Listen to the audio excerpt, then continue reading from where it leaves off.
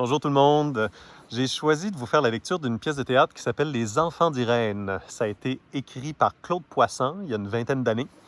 Et la scène que j'ai choisie, il y a deux personnages, et oui, je me suis donné le défi d'en jouer deux. C'est Nadia et Mathias. Mathias a un peu décidé d'arrêter de tout faire. Il fait rien. Il passe ses journées à penser, réfléchir, observer. Et ça tombe royalement sur les nerfs de sa sœur. Et mon astuce de mise en scène pour vous faire comprendre les deux personnages, attendez, c'est très ingénieux. Ceci est Nadia, ceci est Mathias. Où t'es? Regarde-moi, montre-moi tes yeux. La balayeuse, elle, t'as pas passé la balayeuse? T'avais dit, je vais la passer. Elle marche pas. Comment ça, elle marche pas? Elle marche quand on marche avec elle, elle marche pas toute seule. Elle marche pas, elle est brisée. On m'excuse, tu l'as réparée la semaine passée. Oui, mais elle marche pas. Tu l'as pas réparée. Je vais la réparer, là. Tu l'as pas réparée. On est juste rendu la semaine passée. Elle va pas se passer cette semaine si elle est encore cassée, puis que tu joues encore à rien une semaine après qu'elle soit pas réparée encore. Je joue à la même chose que la semaine passée, puis c'est pas rien. Surtout que cette semaine, je suis aussi cassé que la balayeuse. Mais c'est pas en jouant à quelque chose pendant une semaine que tu vas être moins cassé que la balayeuse, qui, elle, pourrait marcher si tu trouvais le problème. Il y en a pas de problème. Il y en a deux. La balayeuse puis toi. Mais c'est un morceau qui manque. C'est un morceau qui te manque, tu veux dire. Faut que j'aille chez Rona.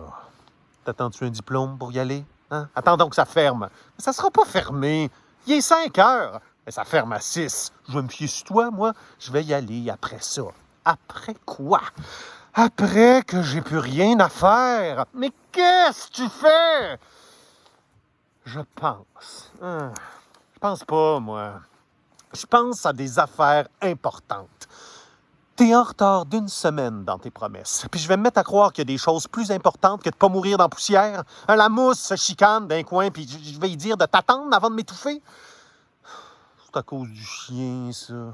Hey, mets pas ça sur le dos de Barber, il y a assez de poils de même. Ben c'est ça, je te dis.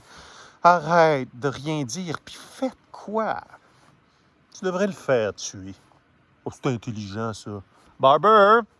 Mathias veut que je te tue à cause que la balayeuse est cassée. Qu'est-ce que t'en penses? Mais s'il n'y avait pas de chien, on la passerait pas. Oh, s'il n'y avait pas de balayeuse, on le tuerait pas. C'est ça ta logique? Non. Oui. Avec quoi tu veux le tuer? Je sais pas, moi, le gun à clous ou bedon avec le char dans le garage. De quel char? Mais je sais pas, moi, un char à quelqu'un. Puis un garage à quelqu'un, hein? Passez-moi votre char, faut que je trouve un garage, j'ai un chien à tuer, ça se dit bien, ça. Moi le dire, moi. À qui?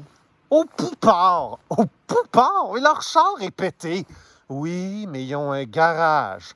Barber, j'espère que t'aimes ça, les garages. Parti comme c'est là, tu vas vivre longtemps, mais dans un garage, pas de char. Et ça se trouve, un char. Je peux trouver ça de même. Un char de police aussi, ça se trouve vite.